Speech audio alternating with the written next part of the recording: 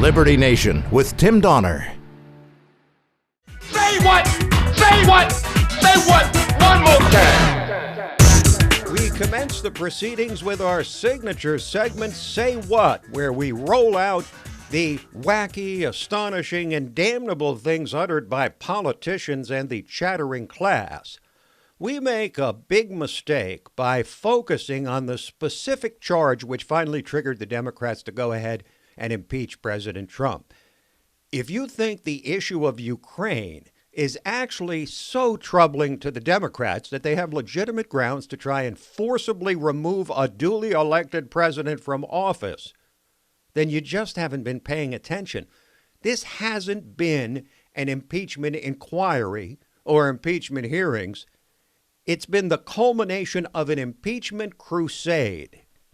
These people on the left are driven by those three Ds. These people are gripped by them: derangement, delusion, desperation. The moment Donald Trump was elected president, you just knew the rapidly unhinging Democrats would try whatever they could to remove him from office. And they've done exactly that with the Logan Act, the Emoluments Clause, the 25th Amendment, all of those never used before against anyone. Then there was firing Comey, then the Stormy Daniels payoff, then Michael Avenatti, then Michael Cohen, and then the granddaddy of them all, Trump-Russia collusion, all heralded as grounds for removing the president from office. And now, a phone call with the Ukrainian president that finally broke loose the impeachment dam. Let's take you right to the bottom line about this impeachment theater, this Soviet-style show trial the Democrats have showcased over these last weeks. Democrats actually believe that a candidate who survived the outing of the Avert Your Eyes Access Hollywood tape a month before the 2016 election can, as a duly elected president, in the midst of a robust economy with over 6 million new jobs since he took office, including 266,000 in November, that he can be taken down by a phone call and biased interpretive testimony about it from a string of lifelong diplomats, political hacks wearing military uniforms, deep state functionaries, and left-wing, likely neo-Marxist law professors who didn't even attempt to hide their personal disdain for the president in this truly disgusting display of hubris and arrogance and pomposity and any other adjective you can think of, as they stooped from their cloistered ivory towers this week to lecture the nation, us, on the evils of Donald Trump.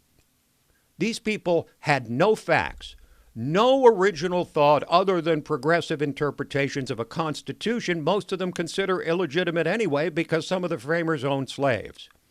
All they did was watch the previous hearings on TV like all the rest of us, and then were given a soapbox to peddle an alternative brand of pure, undiluted hatred of this president, deep down to the bones. But the hatred's really not even for the president, so much as the people who elected him. Keep that in mind when you vote next November.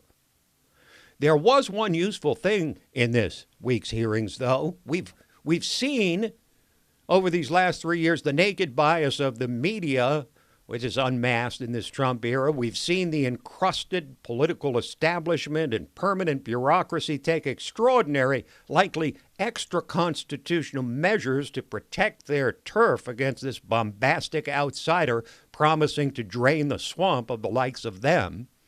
We've seen hoax after hoax from rabid dog leftists and extremists of almost every stripe. But until this week, the nation had not yet been treated to the unmitigated hatred for Trump in academia. There hadn't been a moment when the bias against Trump and conservatives in general on college campuses was on display for all the nation to see. But now we've seen it. I'm not even going to devalue your time enough to play you what these political hacks disguised as professors said in their anti-Trump diatribes taken directly from Democratic Party talking points, but here's what is worth your time. The testimony of a fourth professor, Jonathan Turley, measured, reasoned, ordered, and he began by saying he's no GOP operative, and shocker of shockers, that unlike the left-wing professors who preceded him, his own political views don't matter. I'm not a supporter of President Trump. I voted against him. My personal views of President Trump are as irrelevant to my impeachment testimony as they should be to your impeachment vote. I'm concerned about lowering impeachment standards to fit a paucity of evidence and an abundance of anger. I believe this impeachment not only fails to satisfy the standard of past impeachments, but would create a dangerous precedent for future impeachments. Turley continued on, saying, this kind of rushed process with no crime established is unlike any other impeachment in American history. All involved established crimes.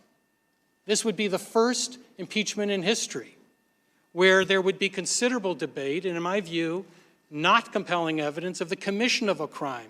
Second is the abbreviated period of this investigation, which is problematic and puzzling. This is a facially incomplete and inadequate record in order to impeach a president. And now, in perhaps his most enlightening remarks, Jonathan Turley said this impeachment effort is exactly what the framers did not have in mind when they wrote impeachment into the Constitution. We are living in the very period described by Alexander Hamilton, a period of agitated passions. I get it. You're mad. The president's mad. My Republican friends are mad. My Democratic friends are mad. My wife is mad. My kids are mad. Even my dog seems mad. And Luna's a golden doodle, and they don't get mad. So we're all mad. Where has that taken us? Will a slipshod impeachment make us less mad? Will it only invite an invitation for the madness to follow every future administration? That is why this is wrong.